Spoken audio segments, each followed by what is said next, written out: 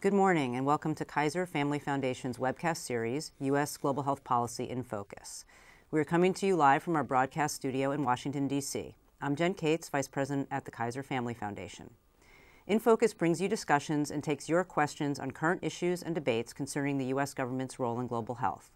Each program features leaders in their fields who share their views and experiences with us, and today we are very pleased to have an expert panel to discuss global health and the current Congress, including what might lie ahead for funding and programs that are part of the U.S. Global Health Initiative. Today's conversation is a live webcast, and we encourage you to submit questions to us along the way by emailing infocus@kff.org. I'll be monitoring them during the show. I would now like to introduce our guests. We have with us Beth Tritter, the Managing Director of the Glover Park Group, and formerly the Legislative Director for Congresswoman Nita Lowey, the Ranking Member of the House Appropriations Subcommittee on State and Foreign Operations, Todd Summers, Senior Advisor for Global Health at the One Campaign, and Alan Moore, Senior Advisor for the Global Health Security Program at the Stimson Center, and formerly the Deputy Chief of Staff and Policy Director for former Senate Majority Leader Bill Frist. Thank you all for being here. So Beth, I'd like to start with you.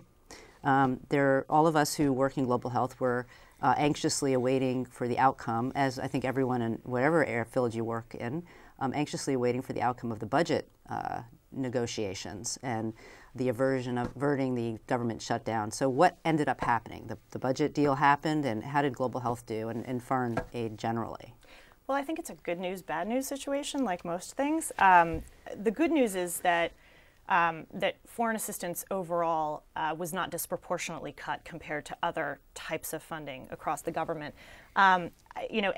The news is better, in fact, for global health than it is for the rest of foreign assistance funding, because global health was really held harmless from fiscal year 10.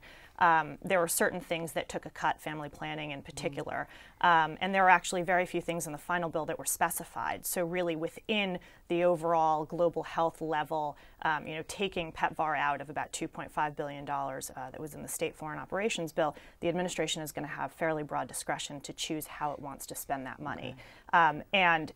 Obviously it wasn't as much money as they were looking for, but the scenario could have been a lot worse. If you look at the funding levels that were proposed by the House and then the Senate separately as part of the final negotiations for fiscal year 11, the final numbers turned out much closer to the Senate levels rather than the House levels, which really, says something about what a priority this must have been for the administration. And also, frankly, in terms of the good news, the fact that this was not overly global health funding in particular and foreign assistance funding overall, despite all of the polling that you've seen about the American people thinking we should be, cutting it in order to balance the budget, it's not as controversial as everyone likes to think it is necessarily. It isn't that there's no constituency for this. The American people really, believe that this is something that's important and should be a priority for the United States, which is, I think, why you saw that playing out in the bill. Now, I don't want to be overly optimistic because there were some, this is not a total best case scenario, obviously.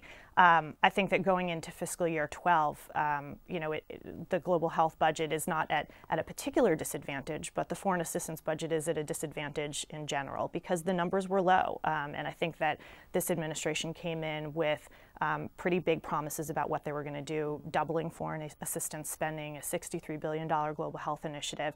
And I think that, we all in the community sort of need to take a step back and realize that this is not happening.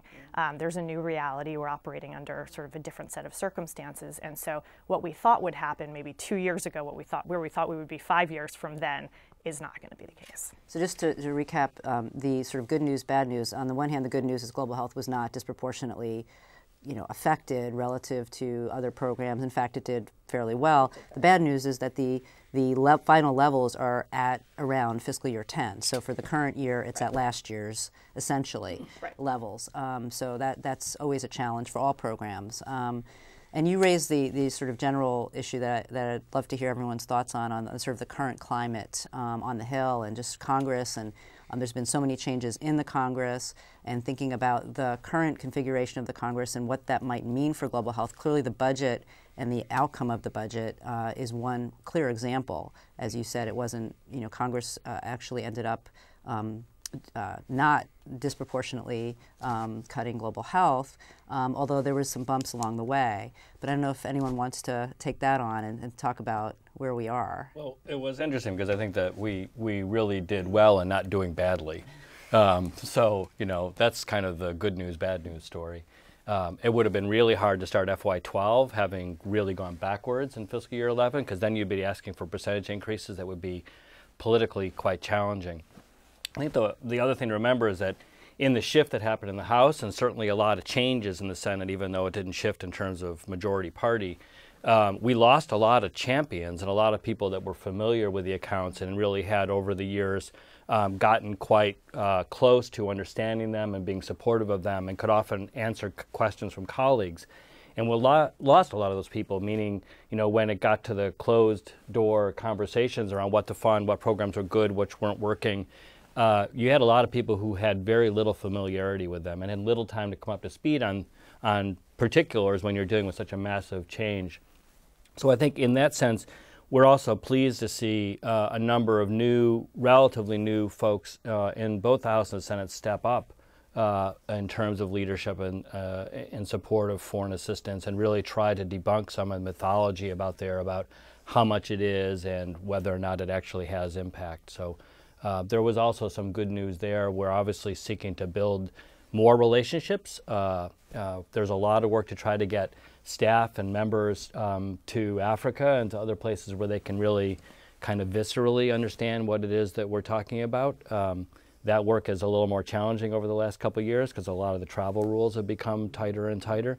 But you know, the people that have been championed, and Alan can tell us about Dr. Frisk because he certainly is, you know, tops among them, are people that have come with a experience that often connects with religious beliefs for many and drives them during these often rancorous budget debates to really step up and champion a program rather than just sort of let it lie on the cutting room floor. I might just add a word. I agree with much of what they've said. The sad part of all of this is that we're now redefining success. To call a no-growth budget a success after the extraordinary progress that we've made saddens those of us who are advocates. And as Todd points out, the people we've relied on over the years who understood and cared and were willing to fight the fight have mostly disappeared. I think what happened in this recent case was that it was mostly the White House that decided it is going to resist cutbacks, and I think it, in this particular instance, gets most of the credit, if you will, for this success that we are now redefining.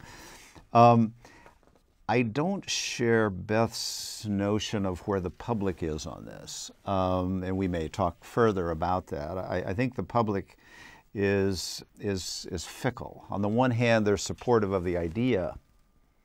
On the other hand, when push comes to shove, they'll say, well, if we have to cut something, let's cut the help over there and preserve and protect citizens at home. And that's, I think, reflected in the views of a lot of the new members of Congress. And so I think that although we didn't do as badly as we might have, and take some comfort in that, we have very hard days ahead in the fiscal year 12 budget and beyond, and I'm very concerned about the outlook.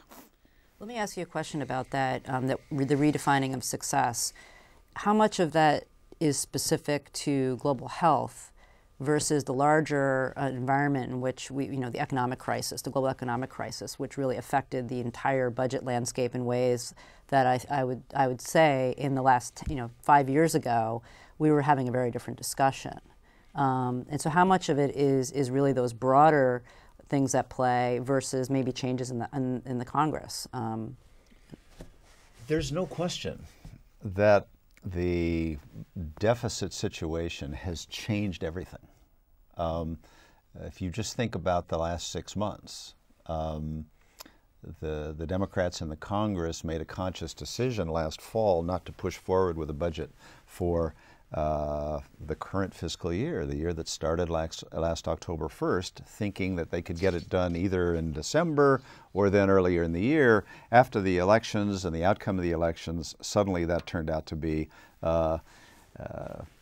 not the best decision, shall we say. Not that things would have been great back then, but it got worse and worse, and they kept moving the goalpost in terms of what it would take to get a deal, and the administration began, and Democrats began to embrace the idea of cuts. And it's pretty amazing, the level of cuts halfway through a fiscal year that were actually agreed to. And as I say, I think it bodes, it does not bode well looking forward into the future. It's a very, very tough environment driven by these extraordinary deficits. I think that we're working really hard to try to do a better job about communicating how much foreign assistance really is as a percentage of the overall budget. You know, we're now really connecting a lot of our messaging to the notion that this is all being done for less than 1% of the budget. I think it certainly speaks to a lot of the research that a lot of groups, including Kaiser Family Foundation, have done that show that people still misunderstand how much money comes out of the federal budget for things like foreign assistance, and particularly for sort of the international relief programs. The number includes other things like support to some countries for security issues.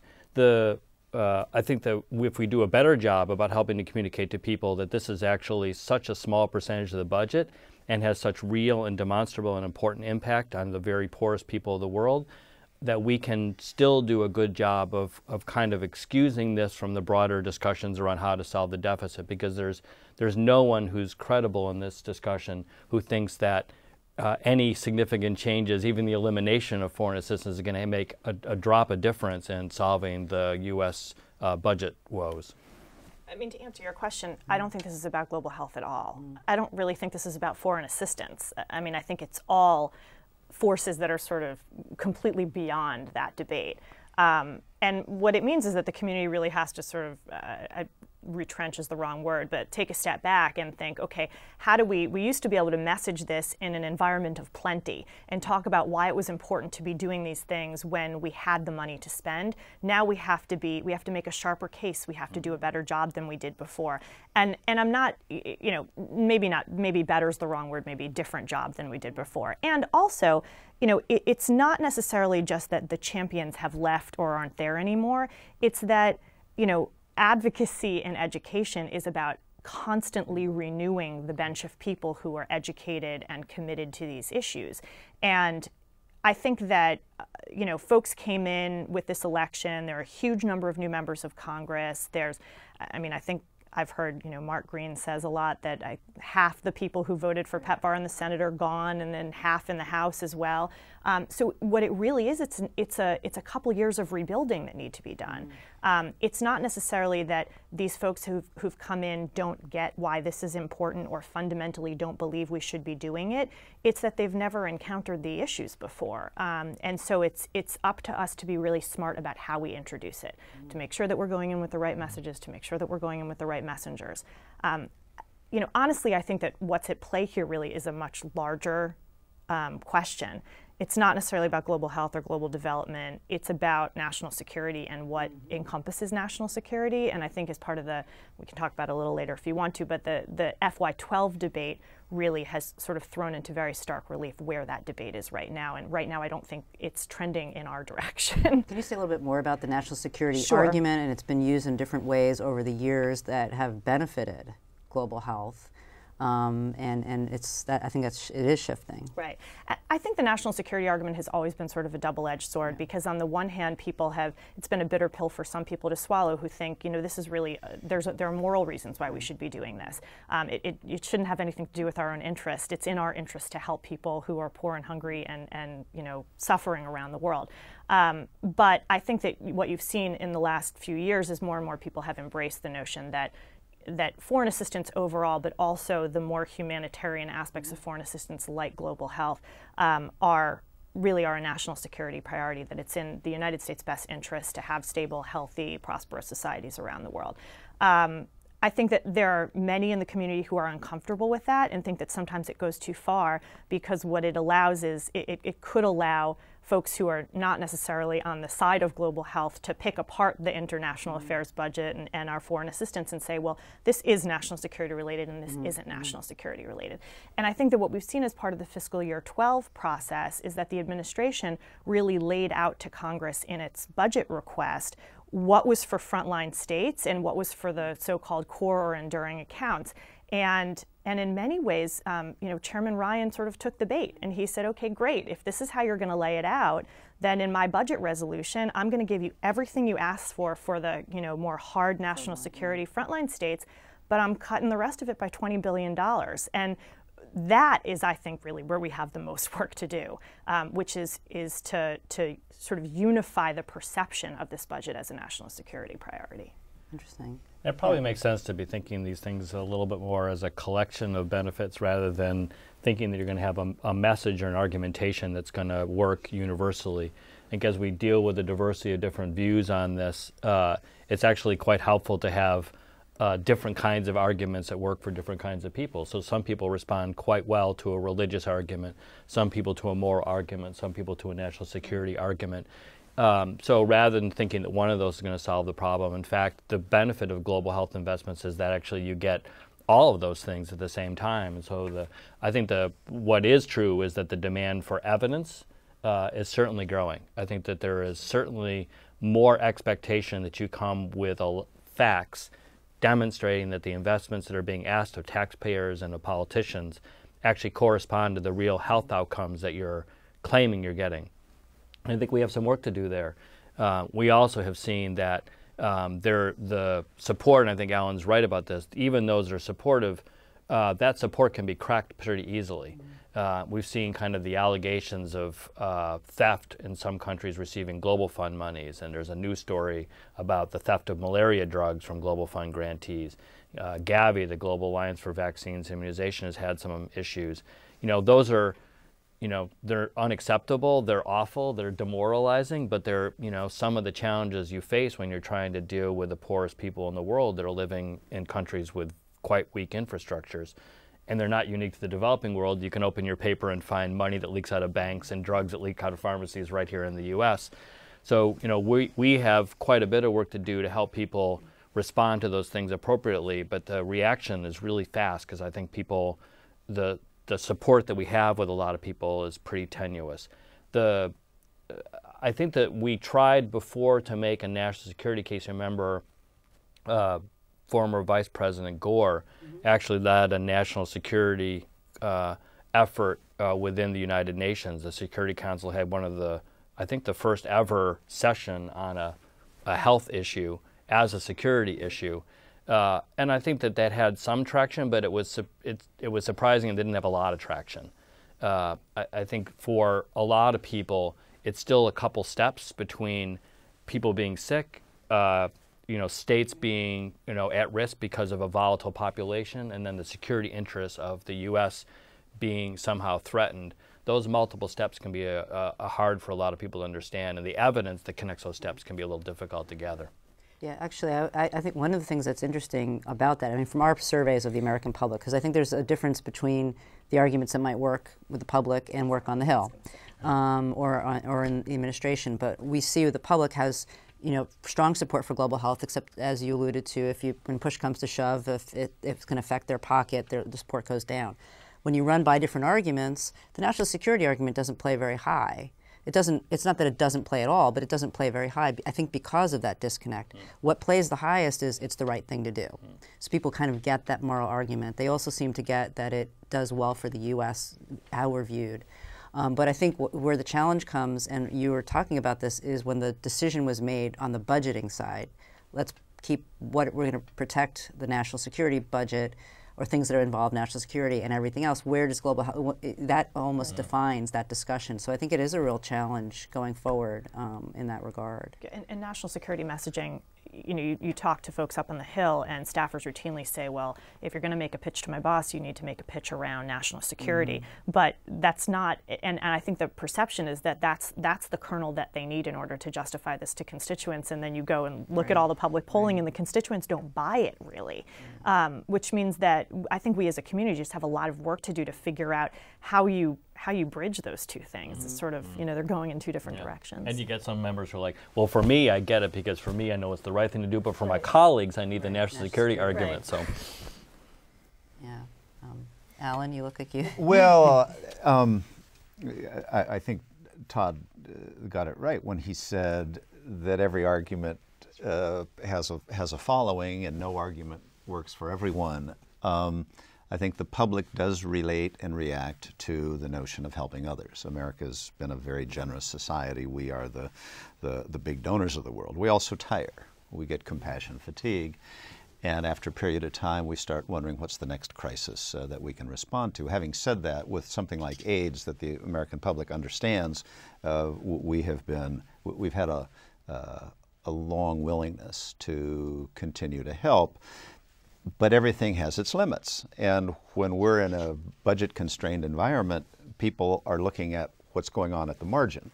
Not that we're necessarily spending 1%, and we could spend 1.5%. It's more, if there's extra money, what will we spend it on? And one of the things about the polls that I've read and that I think about is that the public greatly exaggerates the amount of money we're spending on foreign assistance. We've made that point. They think we spend 15 to 20% of our budget. And then they think that the right amount would be about 10%. And then when they say we're only spending about 1%, they say, oh, well, do you think we should increase it to 10? And they say, no, I think it's about the right level. And that's the sort of public perception challenge that I think we're dealing with. The security issue that has been around a dozen or so years has had some additional little bumps in utilization. Colin Powell, when he was Secretary of State, made powerful arguments to that effect. One of the most effective advocates, I think, for foreign assistance generally and global health has been current Secretary of Defense Robert Gates. And whenever he speaks, he has this extra credibility and authority, and he's sitting on a budget more than 10 times as large as everything we spend on foreign assistance.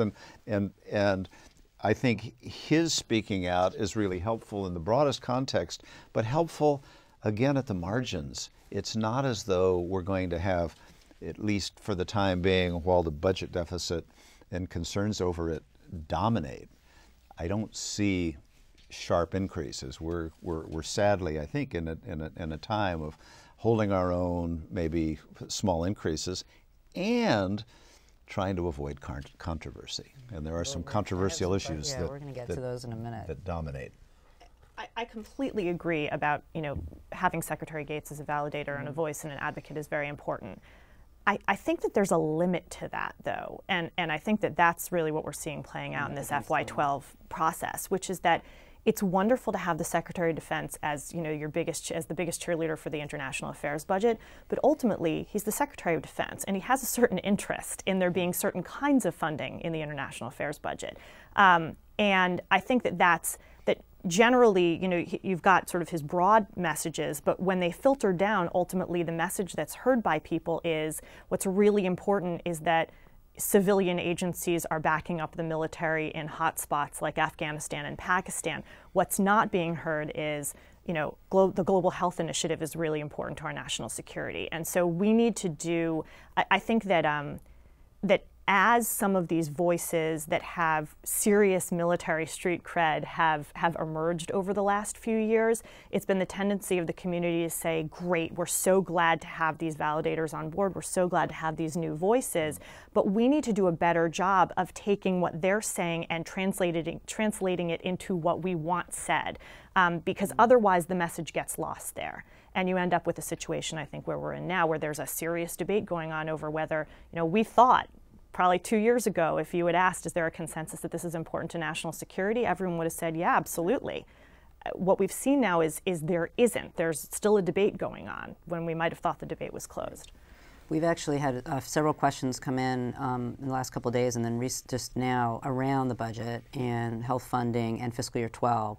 Some people asking, what should people be doing in the next 90 days, next 3 months, 4 months, 5 months to redefine or think about this? But I guess one question, just to lay it out for people watching, is helping everyone understand what does the fiscal year 12 reality mean. I mean, there was a budget presented by a request that came out by the administration before the final budget deal for fiscal year 11. That's unusual. That usually we usually know what current year is before the future is proposed, and that didn't happen.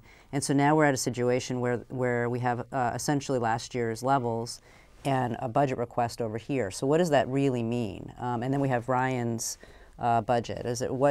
How do we understand that? Is it a huge gap? Is it? Well, we were talking earlier, and I think it's a little bit of a joke, but it's also partly true that the president's budget is important because it is a statement of priorities and of policy.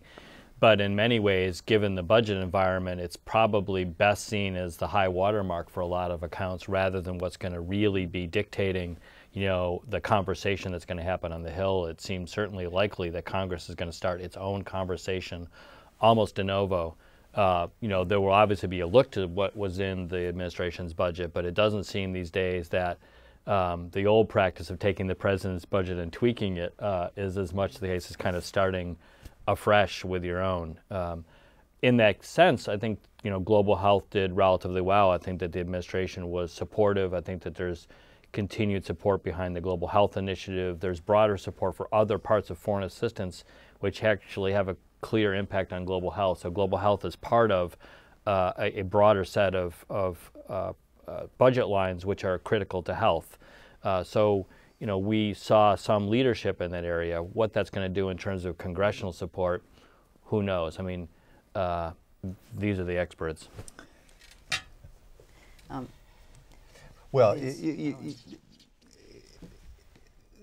the president's budget was based on, for FY12, was based on an expectation that his FY11 budget more or less might succeed. In fact, that was a significantly higher base than the base we're actually dealing with. So I totally agree with Todd that the budget is a high watermark. It's also just dream world. We will not get close to what the president asked for because we have a new base and a different environment.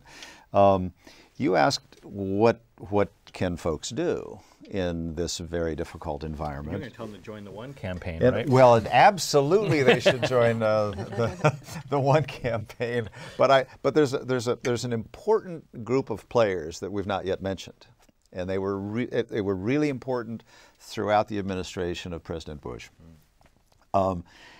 Have, in my mind, largely been ignored in the last couple of years, and that is religious conservatives, particularly evangelical leaders.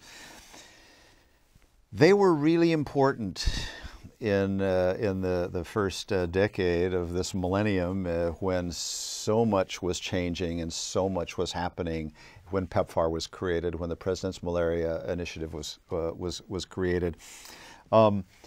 They were responding, if you will, to the very bad news of what was going on in the world back in 2000, 2001. It wasn't new news. Todd was in the Clinton White House struggling with this, but the world missed the boat in the 1990s in trying to get out in front of or catch up with the global AIDS pandemic and the devastation that was occurring. And by the time President Bush came into office in 2001, the evidence was clear. There was bipartisan support to do more, and sadly the table was set because of the human disaster and human devastation. Part of the dynamic that moved this country forward was the support of religious conservatives who were beginning to stand up and think, I've not done a thing. I didn't even realize. And they were an important part not only of I think, that fed into the White House thinking, but also fed into thinking of some key players up in the Congress. Key players who have controversial views on some issues, but who were willing to say, we will spend more money. We will spend a lot more money because it really is the right, correct, moral thing to do. there are lots of religious organizations that have been involved, but I think the religious conservatives played a really important role. And I think in the first couple of years of this administration, they didn't get a considerable priority. Had they gotten one, I'm not saying the results would have been different, because the deficit swamps everything. But those people, those organizations, those leaders still have a powerful voice. They still have ears of critically important members of Congress. So yes, join the One campaign, but two, acknowledge that there are some other players with whom one might not agree on every issue, who are really important to helping get through some of the roadblocks with key members in the Congress. I think it would be interesting to see what that would do at this point with the current new configuration of Congress. And then I have a few specific questions on issues.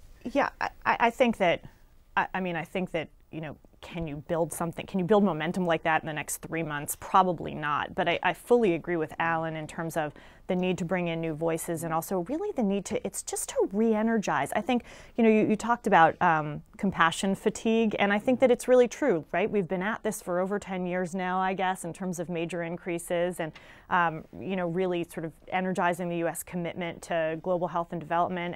And there is fatigue. And then, on top of the fatigue that would normally be setting in, then you have this budget crisis. So I think that, I remember very vividly one of the most thrilling moments of my entire career was being on the floor when the amendment passed to the Foreign Operations Bill, like 1999 or 2000 or whatever. I don't remember exactly what, I think it was 2000.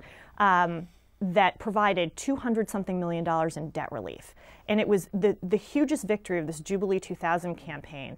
I never thought it was going to happen. There was a member, it was a Democratic member, I think Congresswoman Kilpatrick, who offered this amendment, and I said, there's no way the Republicans are going to vote for it. And I remember sitting there and watching the votes come in, and you're watching this board light up with yeses, and you realize, oh my goodness, we've done it, we've won, like this is amazing. And the reason we've won is because it became a bipartisan priority, and you really felt this sort of surge of momentum. I feel like we need that momentum again. We need to recreate the momentum and recreate the sort of strange bedfellows coalition that really energized people behind that. But it just needs to be created around the need to stay compassionate even when the United States is not experiencing a time of plenty. I think before it was a little bit easier, and now it's not. And I think that we need to take a step back and say, okay, these things are still important even when we're not flush. We need to keep spending even when we're not flush, and here's why. And I don't think we've done that yet. Really. I want to just distinguish that. I think that that's true, but it may be more true in kind of the biosphere that is Washington, D.C. than it is the United States. So a lot of us get a chance to kind of travel outside. My organization does a lot of work on campuses and communities across the country. There is a tremendous amount of excitement among global health. I mean, ask anyone who's visited a medical school now about how many folks who are going through medical school really want to do something to help people in the developing world. Even young evangelicals have really expressed quite a desire to put a lot more energy into alleviating suffering and helping the poor, and maybe less, even though the opinions maybe seem less energy in some of the more divisive social issues. There's a huge amount of energy. I mean, we had 150 of our volunteers here last weekend. Those folks were on fire. We spent 2 days in a hotel learning everything they did, and then they exploded under the hill. They had 180 meetings, which was a world record for us, and got really quite positive responses. And then you ask what people can do. Most of those folks do most of their work at home. So when their political representatives come home, they are far more accessible and interested in communication than they are here in Washington, D.C. And so engaging those folks at home and just saying, I care about this stuff and I want you to as well, is probably the most critical thing we can get people to do. Well, I have a question, and this actually came in as a question in part as well. And you talked about re-energizing this bipartisan coalition in a sense. And the GHI, the Global Health Initiative, how is that as a concept? Does that play on the Hill? Does it? PEPFAR, and it relates to another question I have about PEPFAR, and where does PEPFAR fit in this current environment, there were concerns when the GHI was first launched, I think in large part because people didn't understand the connection between PEPFAR and the GHI, with PEPFAR being part of it. But what would it mean for PEPFAR? But now we're at a kind of a different place. So I guess two questions. One is, how does the GHI as a concept play on the Hill? And then where does PEPFAR fit, or what do you think, how is PEPFAR being viewed going forward? I'll let Alan say.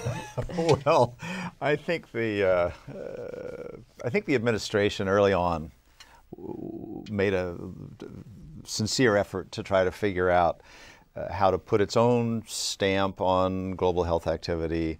It had a legitimate desire to get more bang for the buck for everything we do.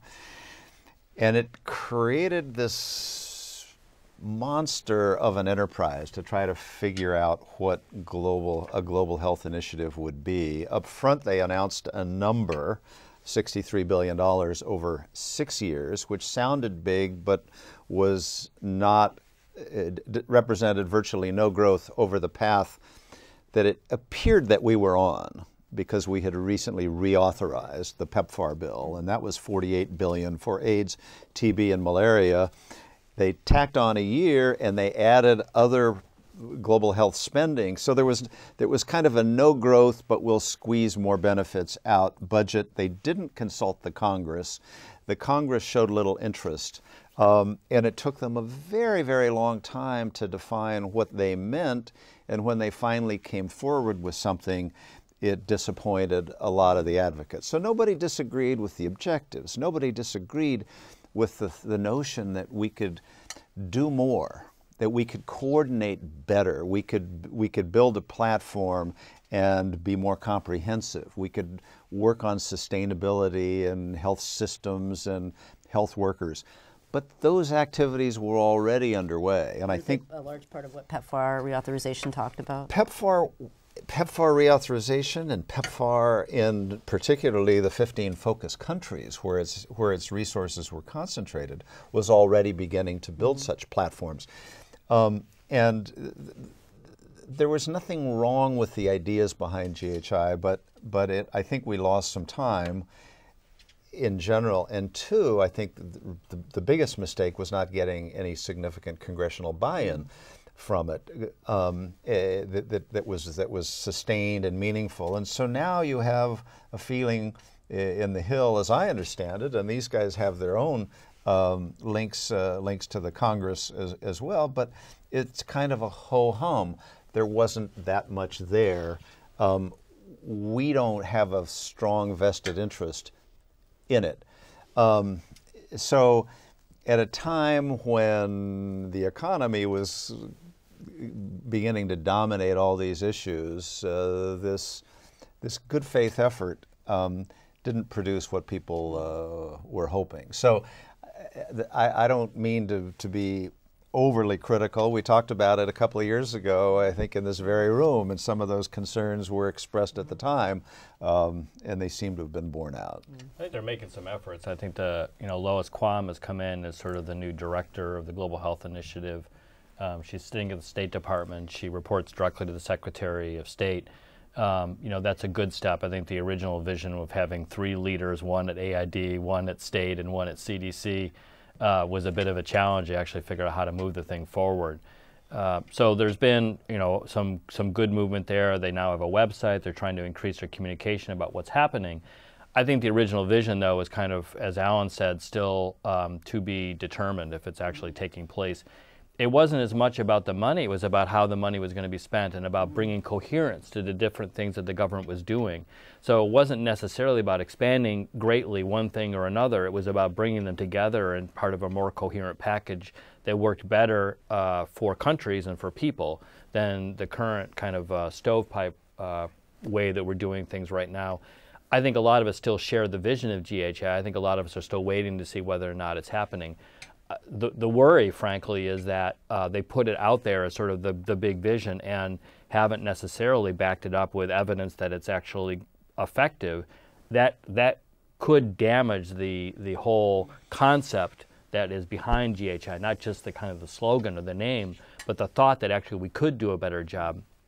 The other thing I'd say is that because of the fiscal environment, GHI matters more than it ever has, especially the part about doing better with what we have.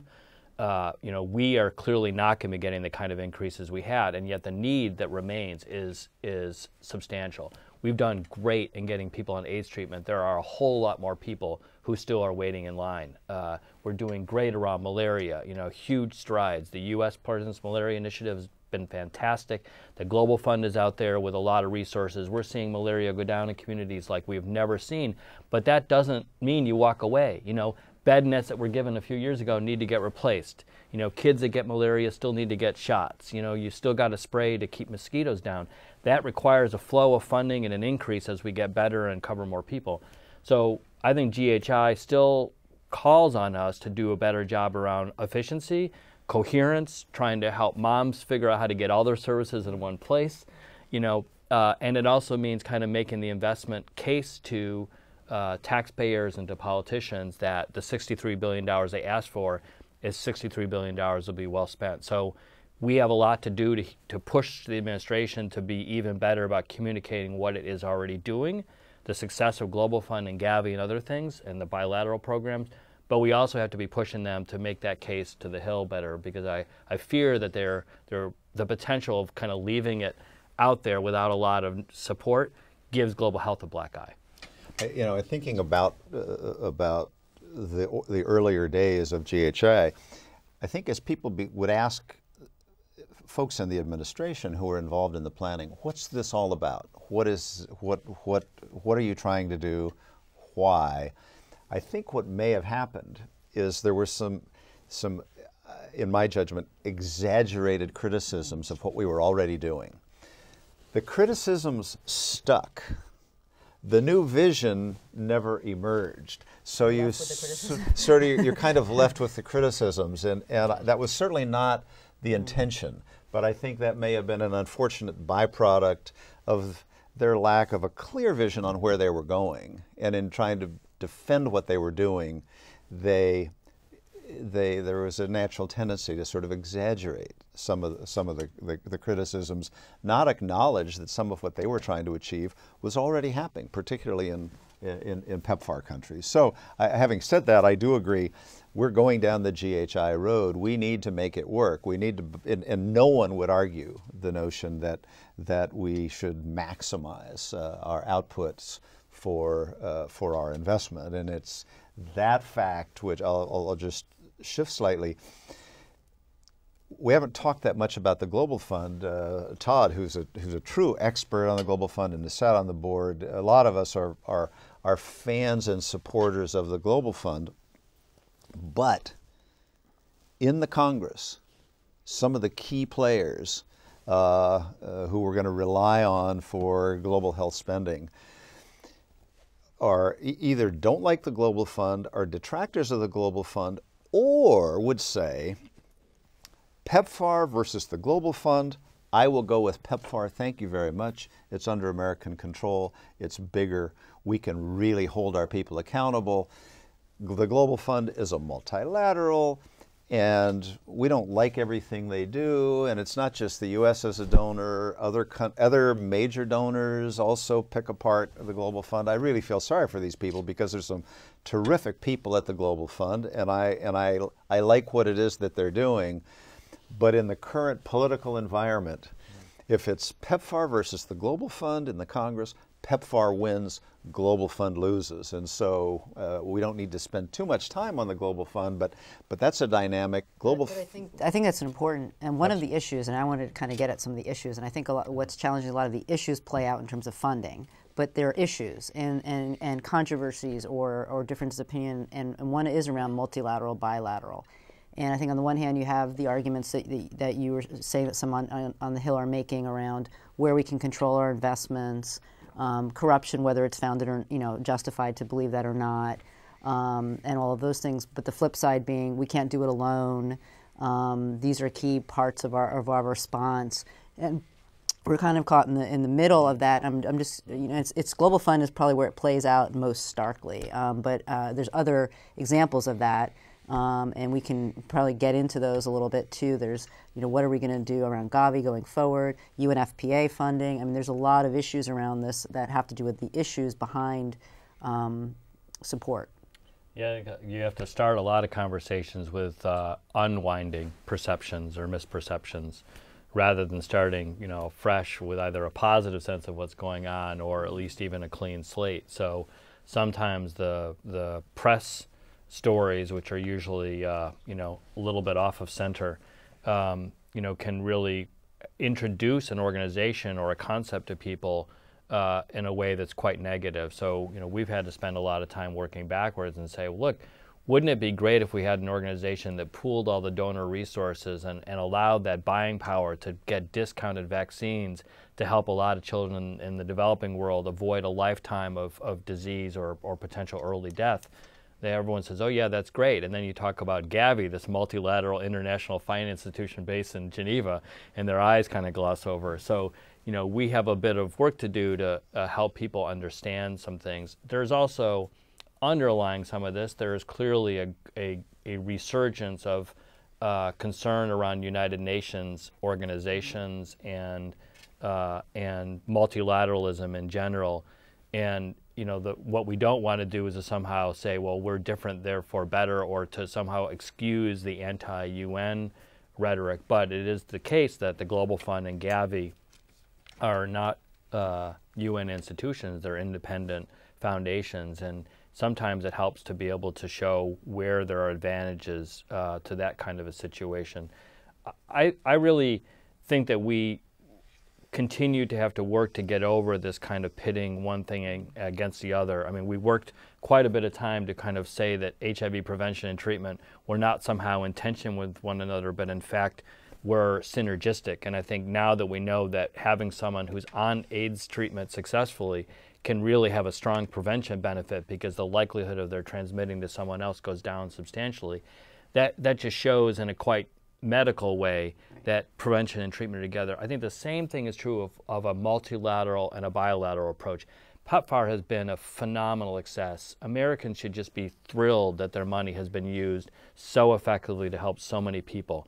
And the Global Fund is often there hand in hand with them in country. The Global Fund is a very different thing. The Global Fund is literally a collection of donors working together to send resources into the country. There's none of the technical assistance. There are no offices outside of Geneva where they're based. So it isn't the PEPFAR. In reality, it's not PEPFAR versus Global Fund. I truly understand the political dynamic that often puts the two together.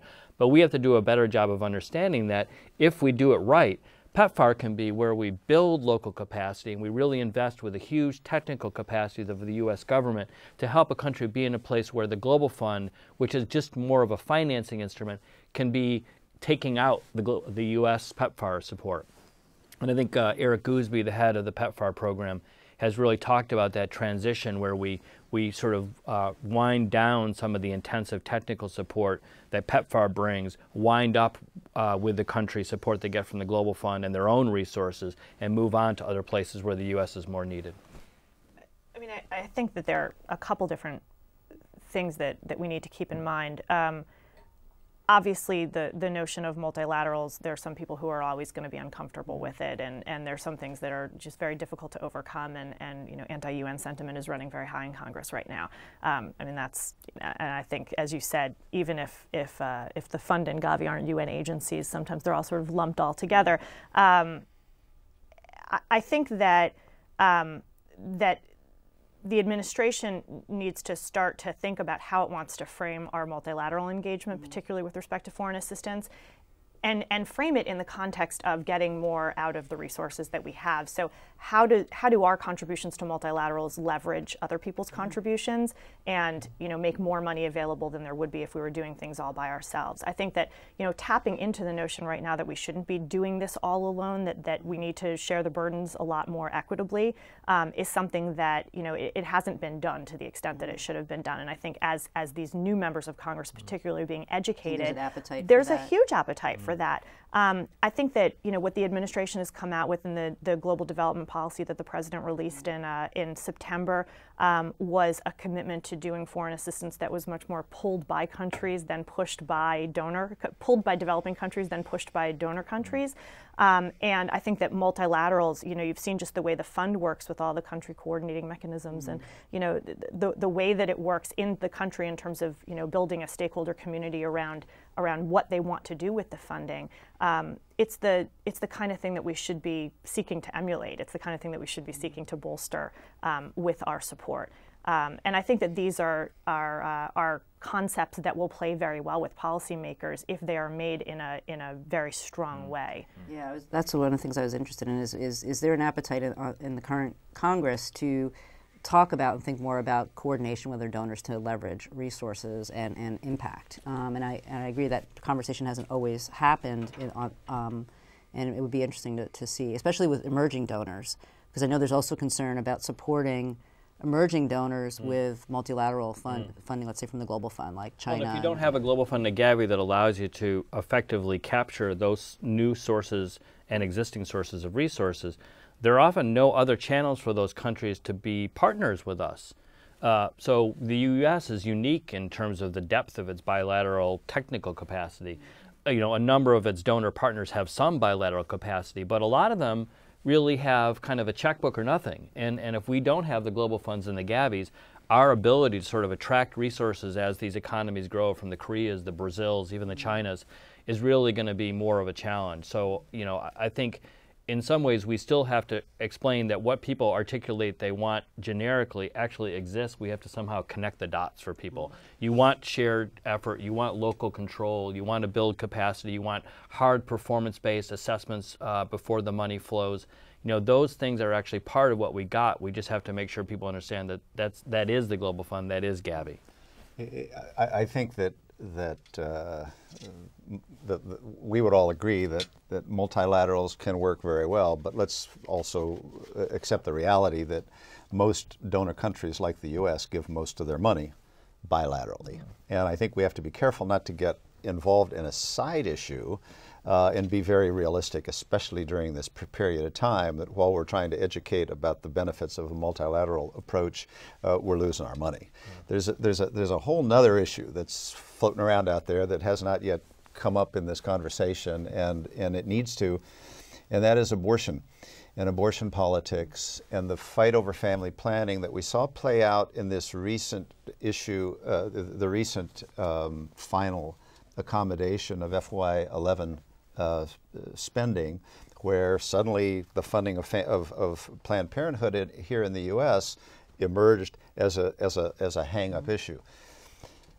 This issue, the issue of abortion rights, and the extent to which the U.S. supports organizations that in any way have any involvement in abortion, whether it's information, counseling, or providing services, is a huge issue. There are very important players in the Congress who believe that this administration has as part of its agenda the desire to expand access to safe, legal abortion.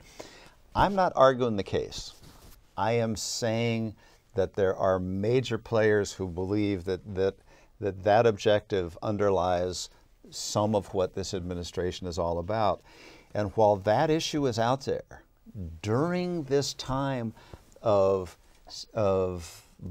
budget deficits and restraint on spending, my concern is that while that issue lives on, there's collateral damage. Well, I'm actually going to turn to Beth, because the way you defined it was interesting. I mean, you talked about one aspect of a range of services and programs, family planning, reproductive health, that often all of these things get conflated, and I'm just love to hear your perspective. I know you've thought a lot about this and thinking about Congress and. Yeah, I mean, I think, let me just back up, because I think what you also sort of, you suggested that the debate over multilaterals is sort of a sideshow right now. And I don't actually think it is. I mean, I don't think that it diminishes the arguments that need to be made up on Capitol Hill to policymakers. I think that, we're in a new era now. We're in an era in which this isn't just about the United States giving money to countries or giving money to NGOs to work in countries. This is about, bringing about more global cooperation on this from, private voluntary organizations and the private corporate sector and donor governments and multilaterals. And I think that if we don't start talking about how we're going to achieve the significant goals that we have in terms of global health with a sort of brand new paradigm, I think we're falling back on top line messaging that ultimately is not going to serve us in the long run. So that aside, in terms of family planning, I think that I'm not quite sure what you're suggesting, but what I hear when you talk about this is that the notion of the United States supporting family planning around the world endangers the entire United States global health budget. The United States doesn't pay for abortions abroad. They just don't. It's been in law for several years. It's probably going to be in law for several more years, if not, indefinitely. What the United States does is help women, support the children that they have and have children that they want when they want to have them. It helps women abroad have the same sort of rights and access and empowerment that women here in the United States do. And I think that, I very much, obviously I have a position on this, it's clear. But I think that this administration would be remiss if it were to sort of throw those priorities under the bus for the good of the entire global health budget. Because the whole notion of the Global Health Initiative, and I would agree with the comments, many of the comments that you two made in terms of the way that it was messaged, at least up front, in terms of really a seeming lack of vision. It was about the number. It wasn't really about what you were trying to achieve. It was about health system strengthening. It wasn't about helping people and patients. And I think that that's changed a lot if you see, how the administration's messaging has changed over time. I think that for this administration to step back from a commitment to family planning as part of a comprehensive global health approach would be, scientifically inaccurate and completely against all of the evidence about what people in the developing world want and need, and what works in terms of, a holistic approach to global health, but also just, it would be intellectually dishonest. I need to respond. Yeah. Please do. We have just we have a couple minutes left, so we're just getting into the heated. No, Sorry. no, and I'm sorry because I want to make it very clear. Yeah.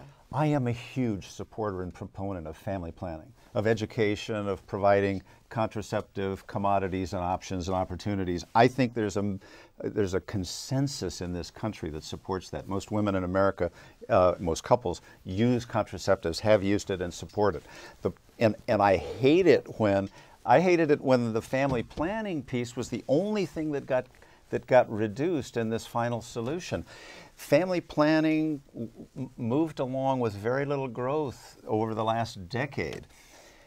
And it did because of this suspicion that's out there that there's a link to abortion.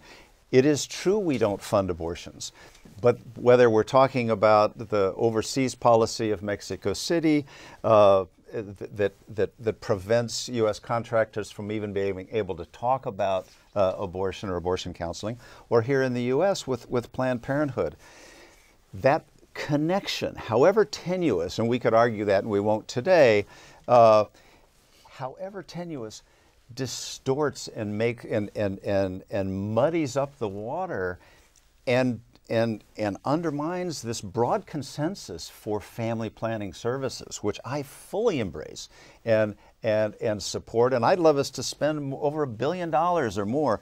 We will never get there as long as these links exist and people believe what they choose to believe about those links and what the real objectives are. And so my concern is that issue colors the debate on family planning spending and also indirectly on global health spending, because it sucks a lot of the energy out of the room as people talk and share their suspicions. That's my concern.